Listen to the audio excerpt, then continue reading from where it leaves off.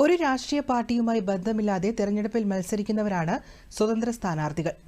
ആദ്യ തെരഞ്ഞെടുപ്പ് മുതൽ സ്വതന്ത്ര മത്സര രംഗത്ത് സജീവമാണ്. എന്നാൽ സ്വതന്ത്രർക്ക് ജനപിന്തുണ കുറഞ്ഞു വരുന്നതായാണ് കണക്കുകൾ.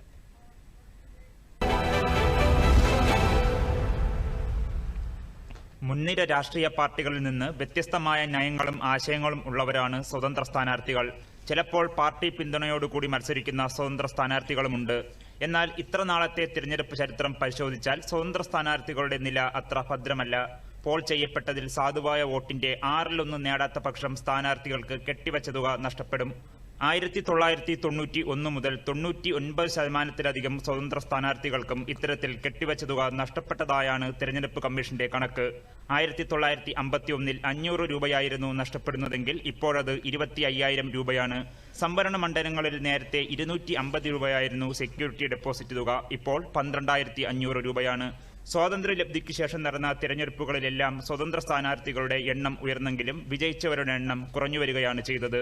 1951-52 ആദ്യ തിരഞ്ഞെടുപ്പിൽ 533 സ്വതന്ത്ര സ്ഥാനാർത്ഥികളാണ് മത്സരിച്ചത്. ഇതിൽ 37 പേർ വിജയിച്ചു.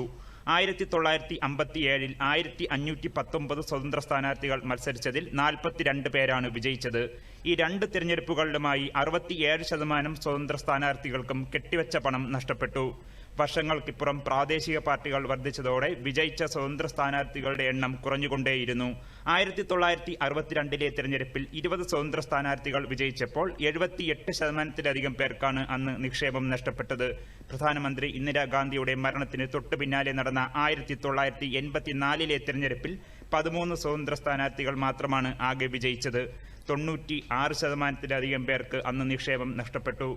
2019 8000 സ്വതന്ത്ര സ്ഥാനാർത്ഥികൾ തെരഞ്ഞെടുപ്പിൽ മത്സരിച്ചെങ്കിലും 4 പേർ മാത്രമാണ് വിജയിച്ചത്. 99.6% സ്വതന്ത്ര സ്ഥാനാർത്ഥികൾക്കും കെട്ടിവച്ച തുക നഷ്ടപ്പെട്ടു. 1951 6%, 1957 8%ആയിരുന്നു സ്വതന്ത്ര സ്ഥാനാർത്ഥികളുടെ വിജയികളുടെ എണ്ണമെങ്കിൽ 2019 തിരഞ്ഞെടുപ്പിൽ ഇത് കേവലം 0.11% കുറഞ്ഞു. Election desk, Doordarshan.